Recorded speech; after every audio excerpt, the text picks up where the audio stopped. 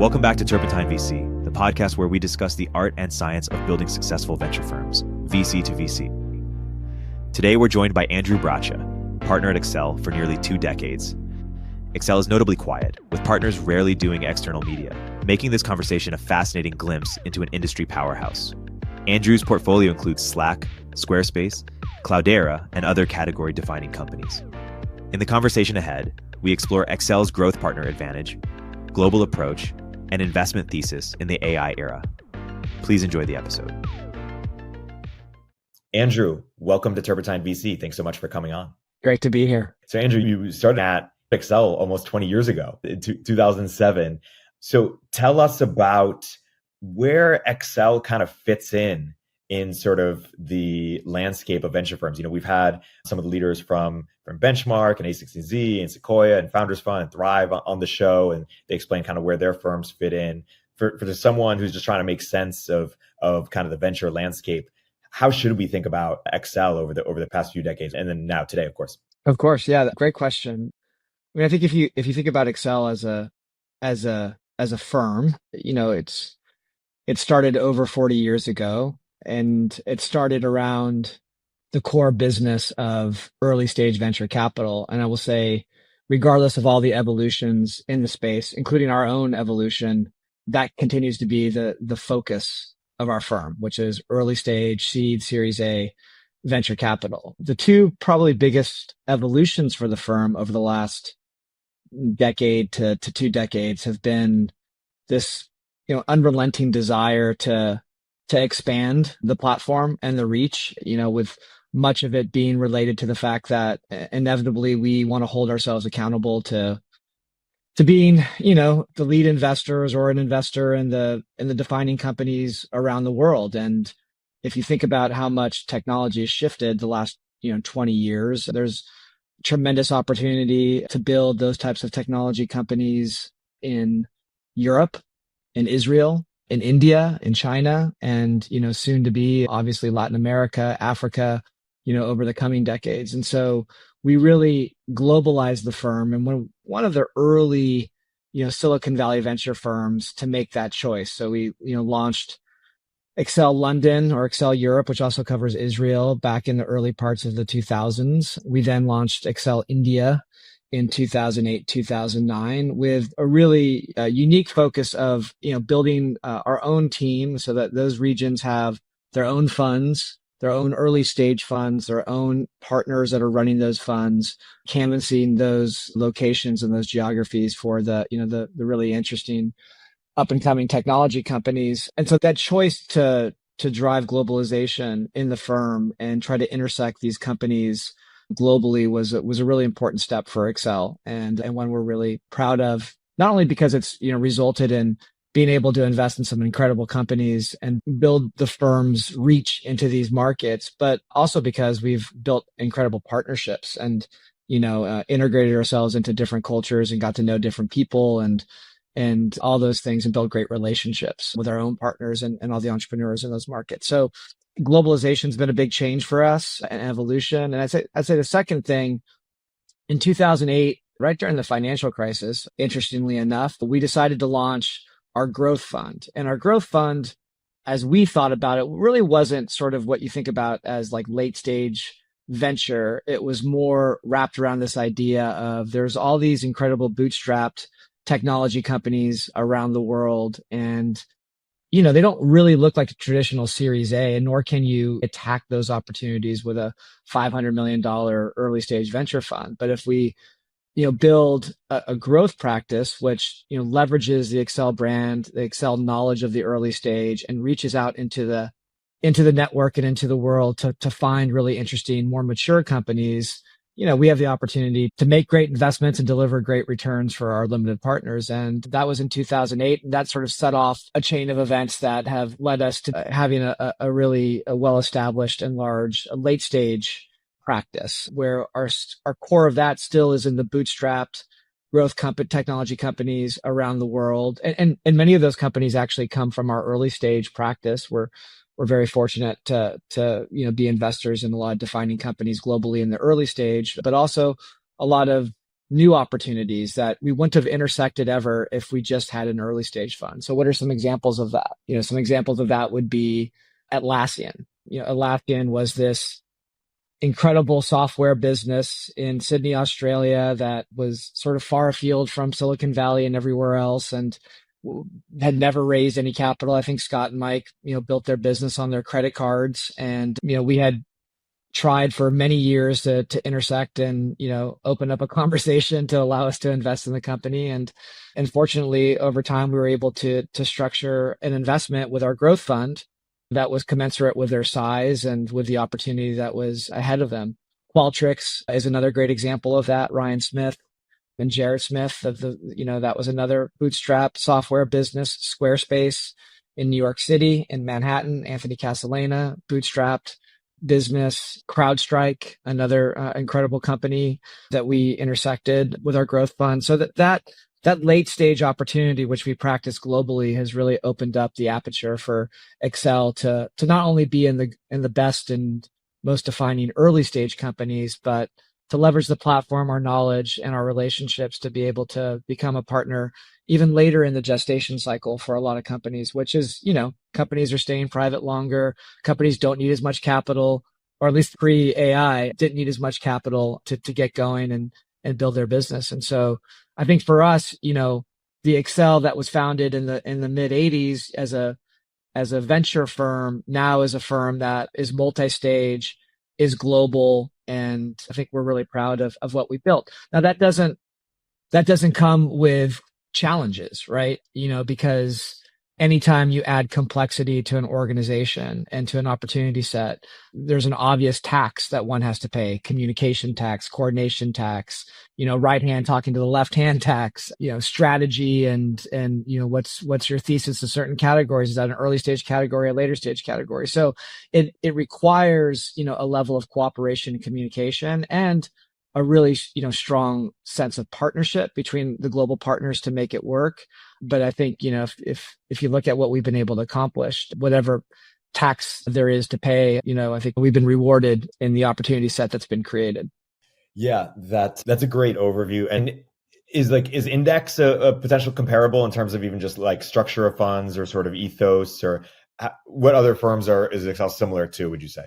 I think historically, Sequoia had their India practice. They have a European practice. They have early stage. They have late stage. Index, I think, was, and I never love talking about other firms and they're all great firms, but I just don't know their strategy per se at the level that I probably should. But Index historically was Europe and US and Israel, and less, I think, Southeast Asia, India, and those markets. But I think there is a contrast between, there are certain firms that have stayed very, very focused on the early stage, and that is their lane. And they stay at, sort of a very similar bucket of fund size, 500, 600, $650 million.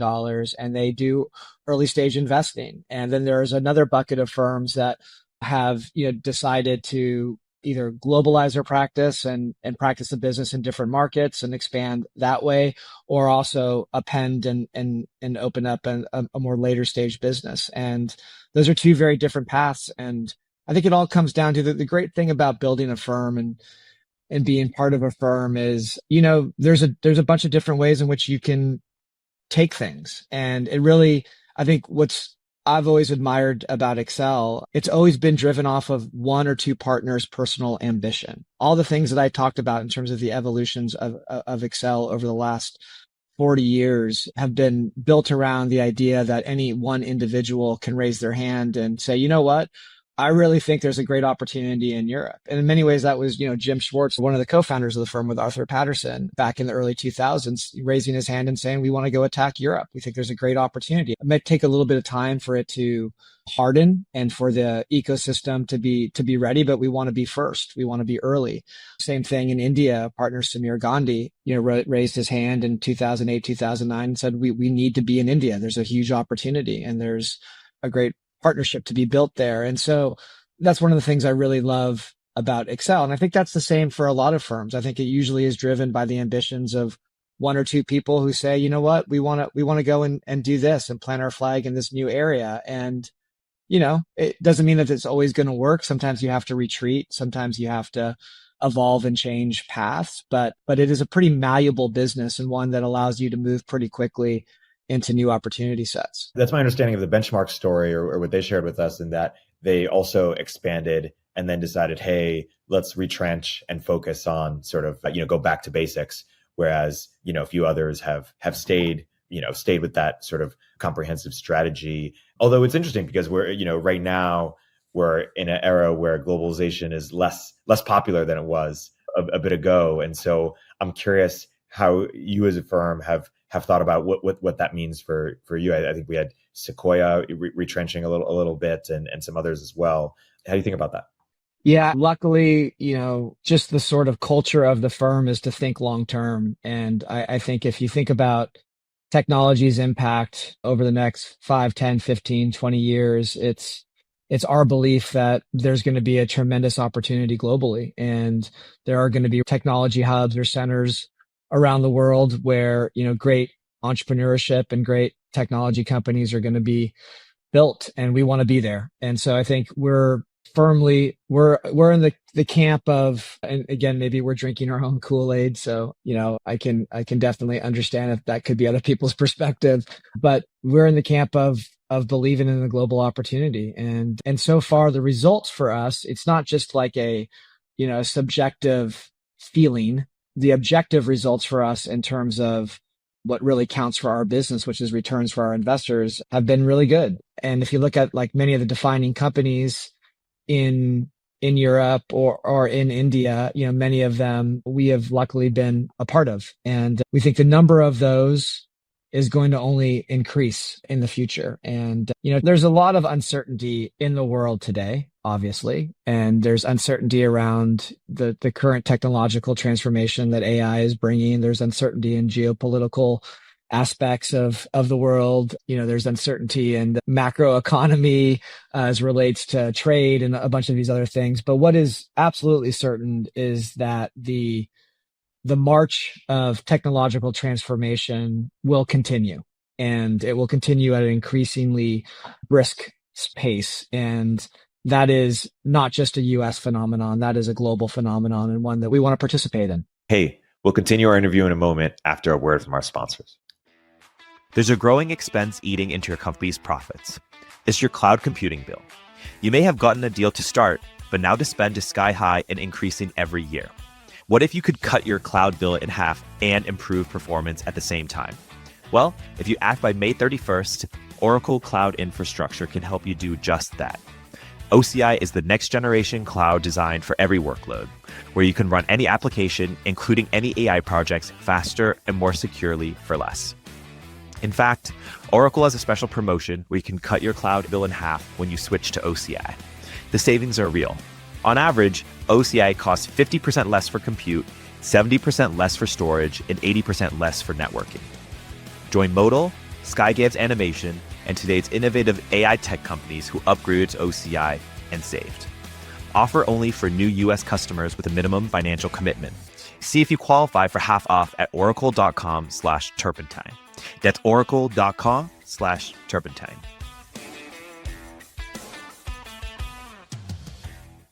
Hey everyone, Erik here. In this environment, founders need to become profitable faster and do more with smaller teams, especially when it comes to engineering. That's why Sean Lenihan started Squad, a specialized global talent firm for top engineers that will seamlessly integrate with your org. Squad offers rigorously vetted top 1% talent that will actually work hard for you every day. Their engineers work in your time zone, follow your processes, and use your tools. Squad has front-end engineers excelling in TypeScript, React, and Next.js ready to onboard to your team today. For backend, Squad engineers are experts at Node.js, Python, Java, and a range of other languages and frameworks. While it may cost more than the freelancer on Upwork billing you for 40 hours, but working only 2, Squad offers premium quality at a fraction of the typical cost, without the headache of assessing for skills and culture fit. Squad takes care of sourcing, legal compliance, and local HR for global talent. Increase your velocity without amping up burn. Visit choosesquad.com and mention Turpentine to skip the waitlist. Why don't we talk about your journey a bit? Why don't you sort of recap what your story through Accel has been like? Yeah. Well, I grew up in the Bay Area, actually in the North Bay, so in Sonoma County. And, I grew up in kind of a traditional middle class family.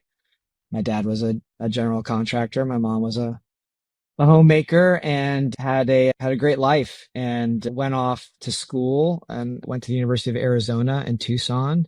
My mom is from a big southern ranching family in Arizona, and so there's a strong affinity towards the University of Arizona that we all had since we were born, basically. And went there, and I studied business when I wasn't studying, having a really good time, and met my wife there, actually my freshman year. And when I graduated, decided to move back to the Bay Area, and was really fascinated with the internet. Like this was, 90, I graduated in 98 and, being in school with the rise of Mosaic and Netscape and, Internet Explorer and, all of a sudden you could email to keep in touch with all your friends and you had IRC chat and you could, you could read like the day's like sports box scores or today's news on the internet. You didn't have to like wait to go to the library to unfurl the newspaper that was sent in by the Southwest Airlines plane that landed, the next day. And so I just was fascinated with the internet from a information retrieval perspective and a communication perspective. So very, consumer-ish oriented use cases. And I said, I want to go work for an internet company. And I was completely unqualified to do that, but I was very fortunate and very blessed to have Yahoo accept my application, first of all, to actually be willing to talk to me, and then ended up hiring me. And I joined Yahoo in 1998, and the company was still relatively small, but, pound for pound was probably the most important internet company at that point. And that afforded me the opportunity to work really hard and spend every day learning something new and creating something new. A lot of people ask me about like, man, like early on in your career, you ascended so quickly at Yahoo. Like, what did you do that was so unique? And part of it was like, we were making this stuff up as we went along. There wasn't like anyone that you could hire above me that was like, knew what to do with like internet business models. And so you might as well not pay me very much and let me create something or invent something along with all these other really smart people than, hire someone that didn't know what we were doing anyways. And so it was this really, really unique time where I just think about, man, if I had graduated 5 years earlier, like what would my life be like today?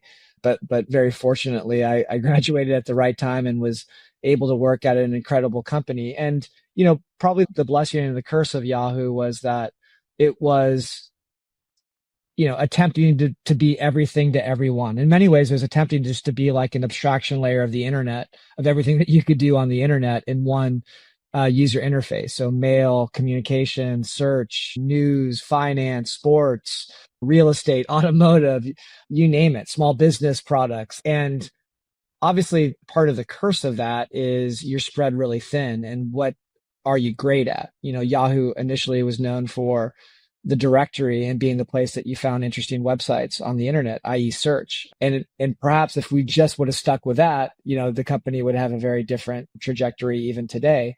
But the blessing for me as a young person was that I got to experience all of these things. I got to work in all these different segments of the internet and learn about messaging and communication and information retrieval and search and all the data center infrastructure required to be able to do those things, and learn about the media business models and learn about music and movies and all these industries. And I think it just positioned me really well and drove that sort of that foundational intellectual curiosity that I think is necessary to be a good venture capitalist. Like you have to be curious about all these new things that are happening around you. And Yahoo was a great breeding ground for that. It also was a fantastic place to build a network because some of the smartest and brightest people of the time were working there. And if you look at some phenomenal companies that have come out of Yahoo, henceforth, whether it be WhatsApp or Cloudera or Slack, MyFitnessPal, there's many more that I'm probably missing, but that diaspora of people at Yahoo ended up being incredible entrepreneurs and creating a lot of really, really interesting companies. And that connectivity that I had, I think helped really launch me into my venture capital career, because I'm a believer as it relates to venture capital, it's one of those jobs that it's really easy to do on the surface. It turns out like it's really hard to be good at it.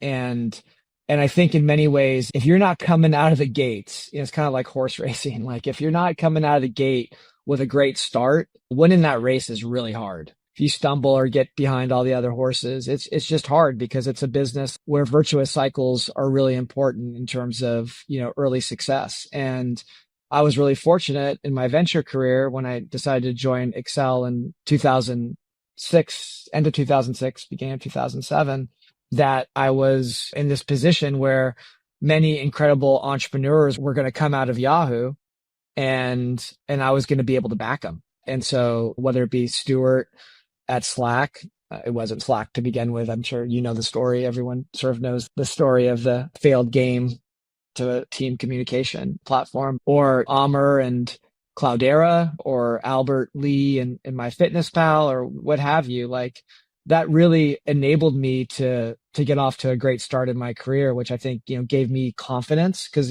venture in many ways as well, you have to have a lot of confidence. I mean, everyone's like, well, you're investing other people's money and how hard is it? And it's like, just do the deals. And it's like, well, yeah, well, first of all, like there's not that many great investments. And then you have to like position yourself to actually win them. And then you have to have the confidence to be like, yeah, I want to be a part of this. And I feel there's more pulling me towards like doing this than the fear of not doing it.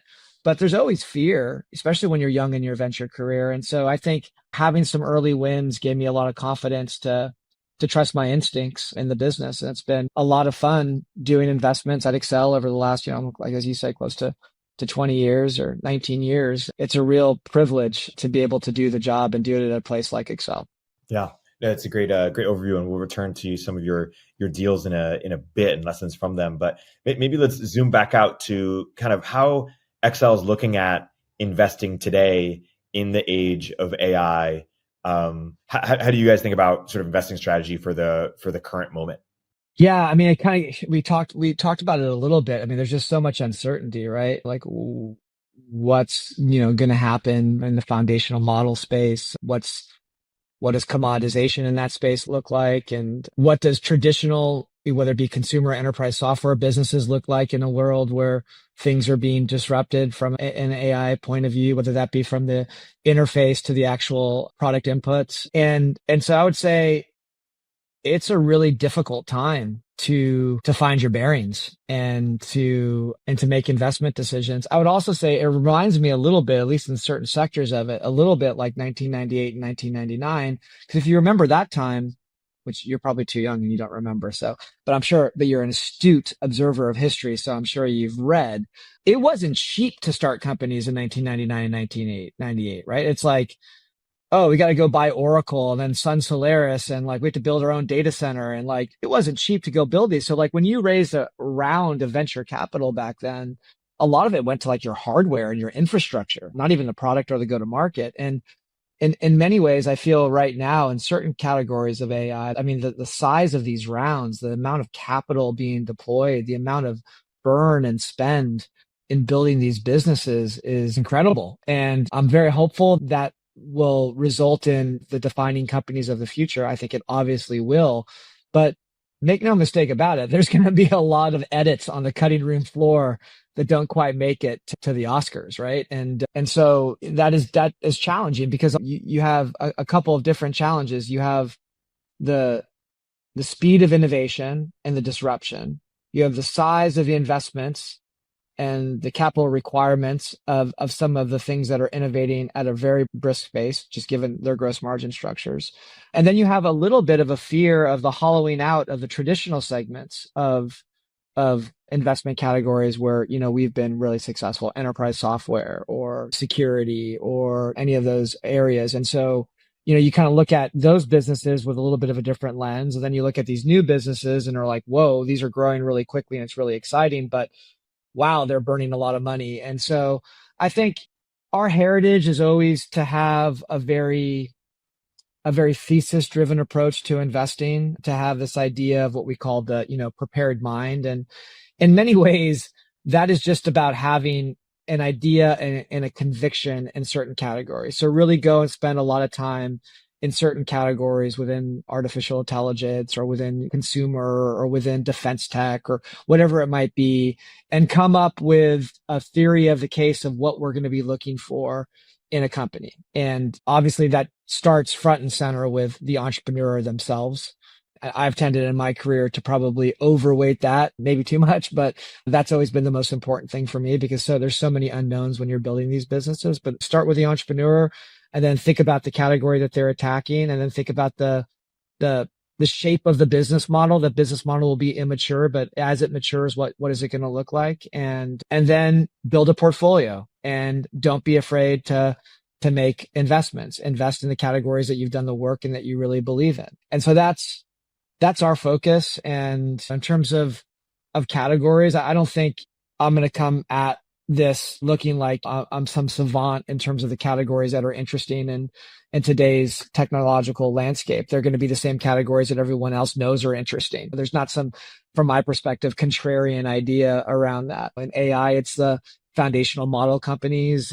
It's all the infrastructure and APIs around that. It's, API applications. There are certain categories within API applications that I think are more hardened and are working faster than other categories. I think customer support, code gen, legal, some of these things, you see the ROI today and it's working. And there's others that I think are still TBD that will take longer and have more risk around what the shape of success looks like for those categories. I think the risk in those categories that I just talked about formerly, the risk there is just who's going to win. And I think the other really interesting aspect of venture capital today that from my perspective is pretty different than it was when I first started, 20 years ago. Let's just round up for the sake of it. It's easier to say. And even at my time at Yahoo, like a big part of our belief system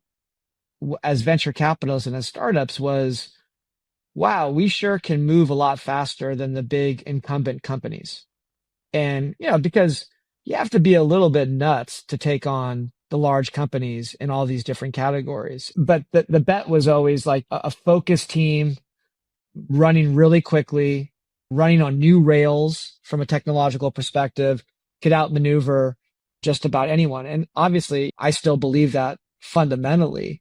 But I think I would be remiss not to point out the fact that the larger companies, the Googles, the Microsofts, the Amazons, all those companies, they're pretty good at building products and moving quickly and adopting new technologies. And I think you just have to take that into consideration now more than you did maybe 20 years ago. And so I think that also is an input or a variable as you think about categories that you want to invest in, and something that we think about as a firm. Have you guys done any of the big model providers, or have you decided to stay out of that space because, of the capital requirements, or how have you guys thought about where to?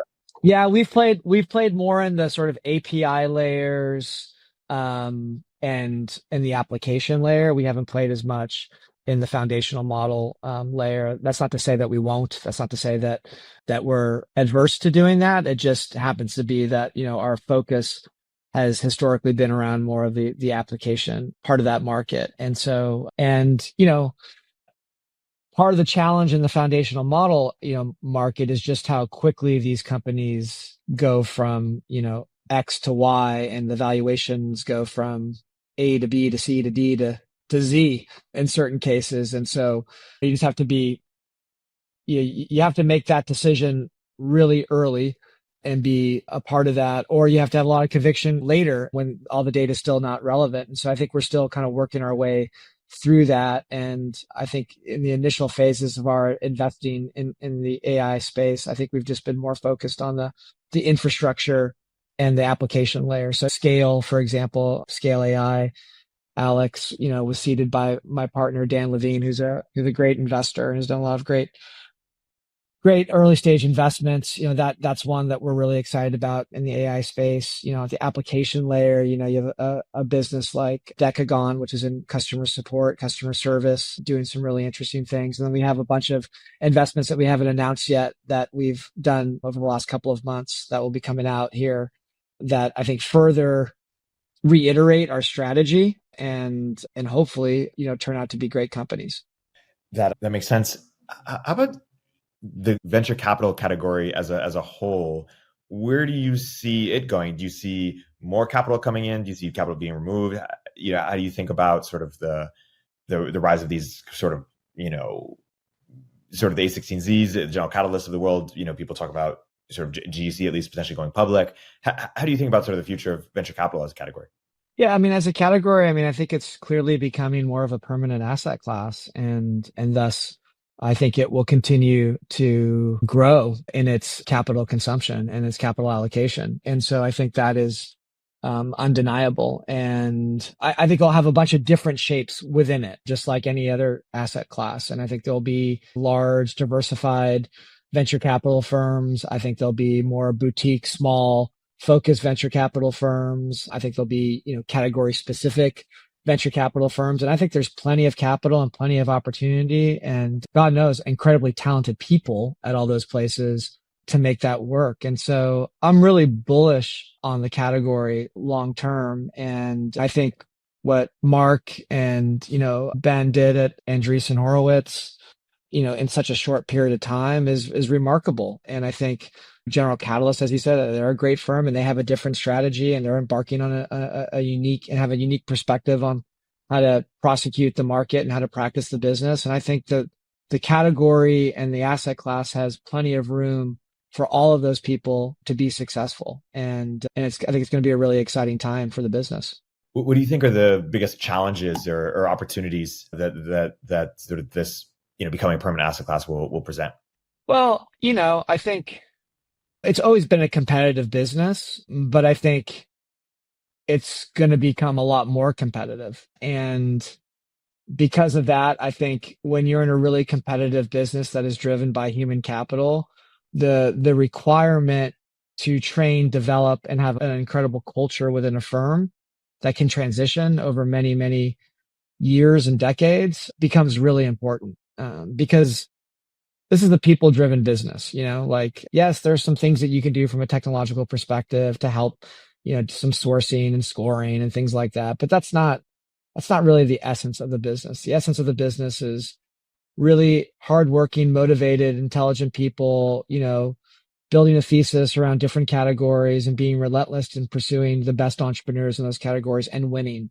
And if you don't have the right culture and you're trying to figure that out internally and you're spending more time worrying about things internally than you are about making the best investments and the greatest investments in a time that is moving so quickly, I think you have the real opportunity to stub your toe. And so I think operational excellence, which is very different like in a venture capital firm than it is like in a, automotive assembly line, but it's the same concept, which is you just have to be great at practicing the business. And I think there's going to be a premium to that. So I think the firms that will, extend and continue to be great or come up and become great are the ones that do that really well. And again, that I don't believe there's any like right formula for that, meaning that I don't believe it's like, well, you have to do it the way that we at Accel think it should be done. No, I think every firm can do it a little bit differently. Whatever operational excellence and cultural greatness is within their firms, I just think that's necessary. And if you're not great at Accel and you're not great at Thrive or at Andreessen Horowitz or at Sequoia or at Benchmark, you'll miss opportunities and it will have a real impact on your ability to compete at the highest levels. And so I think that's where I try to spend a lot of my time at Accel, just thinking through how do we make sure that we continue to operate at a really high level and enable all these really talented people to get the best out of themselves, because that's what's required for the firm to be successful long term. Let's circle back to you as an investor. What are some of the biggest lessons you learned during your time at Accel, and how have those lessons shaped or informed your investment approach? I'd say one of the biggest lessons that I have learned is around this idea of just like wiping your mind clear of like the false negatives. And I think that was especially true for me coming from Yahoo. as I talked about earlier, I was very, very fortunate that we were in all these different categories and you saw a lot of different things, what I probably didn't realize as much as I should have early on in my venture career is like, yeah, I did see a lot of things and maybe the timing was a little bit off for some of those things to be as successful, or maybe we didn't do them as well as it was required for them to be really successful. And so it's really easy to let your past inform your future and the decisions that you make around investments. It's like, okay, well, messaging, let's just take messaging as a category in 2008 or 2009 or 2010. It's like, well, Yahoo Messenger, I don't know. We had like 500 million people using Yahoo Messenger. And I think it was like a $35 million business. Like, who cares, But yeah, there's like, mobile phones. There's the globalization of the internet and connectivity around the world. There's all the things that can be connected to communication and messaging. And so I probably didn't spend as much time thinking about that category as a real opportunity to have investments as I would have if I had come completely fresh, not from Yahoo or a place where I saw that be kind of, I don't know, average business, right? And so I think constantly having to kind of refresh your perspectives and wipe your mind clear of the past and say, well, what's different now? What has changed now? Why is the market different? And in some ways, that's obviously in that scenario that I painted, there are many things that, thankfully I avoided because of my knowledge and because of my experience operationally at Yahoo. But there are other things where I just, I prevented myself from rethinking the market opportunity and what was different, what was unique about the timing there. And so I think it's really hard, because you need to have conviction and you need to be able to have decisiveness and be able to move fast in this business.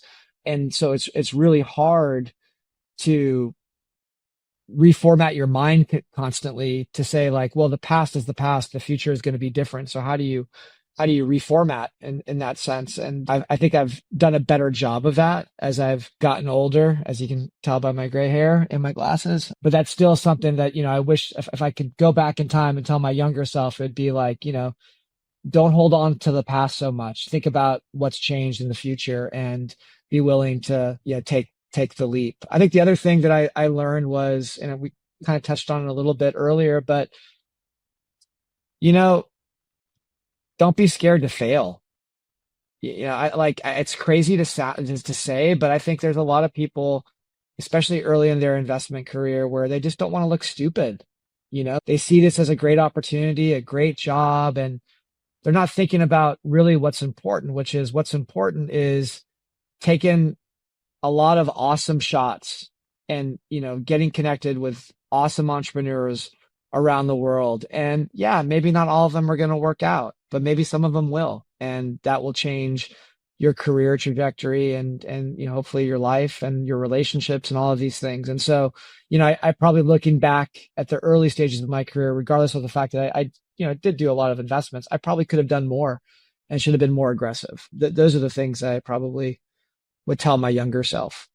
Yeah. And speaking of your investments, I want to name them and I want to ask for any specific stories that you think are informative for other investors or kind of shaped your learnings or lessons around either investing or company building through an investor's lens. So the investments are Slack, lynda.com, Squarespace, Vox Media, Corner Shop, MyFitnessPal, Hotel Tonight, Cloudera, Anchor.fm, Game Time, User Testing, and Lydia.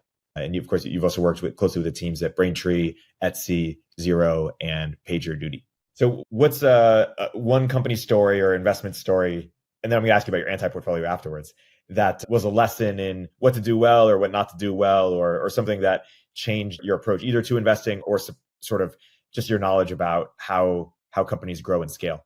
Well, I feel like the Slack story has been told so many times, so I'm not going to tell that, other than to say that founding team, led by Stuart and Cal, it's just one in a million. They're just an incredible group of people that had this insane ability to kind of marry art with science and find the little things that make things really work at scale. And I just feel so fortunate to have gone on that journey with them and feel so lucky that, it turned out well, and most importantly, I feel so good about the fact that it turned out so well for them because they deserved it. They are so talented. So I'm not going to get into that story. I think a cool story, just that I think is kind of indicative of all the things that we've talked about, including Excel's strategy, would be Squarespace. I had worked in some small business hosting and websites at Yahoo, kind of did a tour of duty helping around that product. So I knew a little bit about building websites and met Anthony like as a last minute meeting in New York, in Manhattan in 2009, 2010, and spent like 15 minutes with me, and he was showing me the next version of Squarespace. And I was just like, oh my God, this is incredible. And he had basically built the first version of Squarespace at his dorm at the University of Maryland. And you could just tell that Anthony was such a unique thinker and had such a unique perspective on building software and creating incredible experiences. And so we co-led that investment actually with Index partner Dom Vidal, who was at Index for many years, who actually worked at Yahoo as well. Great person, great investor. And, and went on that journey together. And it was, I think a great example of we invested. It was not like a normal venture round back then. So it was a growth round for us because Anthony had bootstrapped the business. And when he raised capital for it, he actually wasn't raising primary capital. He was raising secondary capital, which, believe it or not, back in like 2008, 2009 was still not something that a lot of people did. And, he took that business from, I think we invested at $8 million.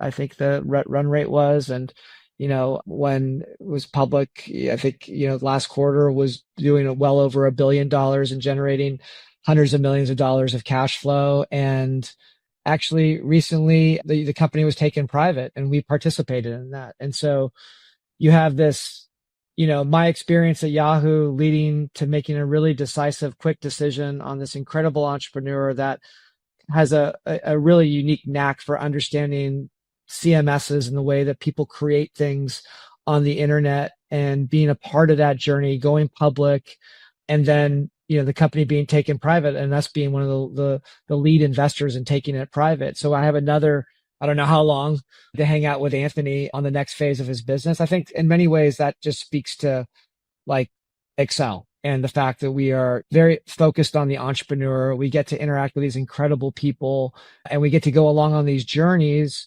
not just from the earliest stages, but even as they grow and mature, because of the way that we've structured the firm from a capital accessibility perspective. So we can continue to participate and lead investments in the rounds as the businesses grow and as they change course and they do things a little bit differently. And so that's one that I'm always really proud of and really excited to be a part of. Yeah, that's a great story. How about the anti-portfolio? What have you learned from things that you missed?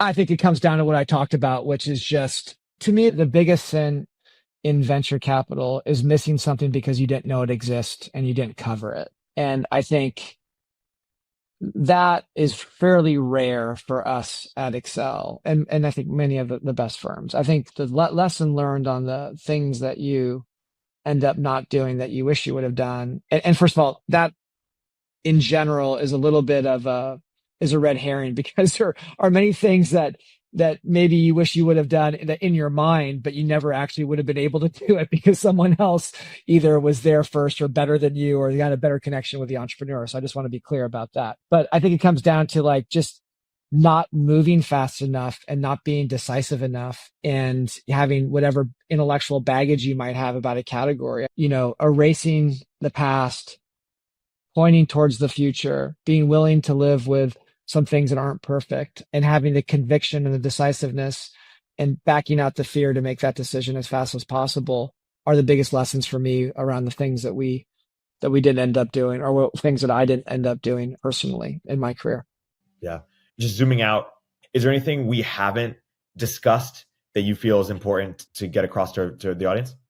No, I think we covered everything. I think you're a very thorough interviewer. So yeah, I think you covered it well. And I appreciate you giving me the opportunity and Accel the opportunity to share our experiences and the firm with you. Yeah, no, I appreciate too. You and you guys just in general are more quiet as a firm, more let the results sort of speak for themselves. So I appreciate you coming on and sharing the wisdom that you've accumulated over the past couple decades, as well as the firm over 40 beyond. So thank you so much, Andrew, for coming on the podcast. You bet.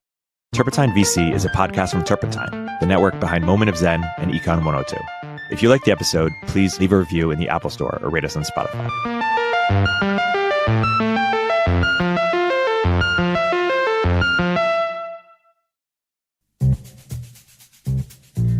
Hey everyone, Erik here.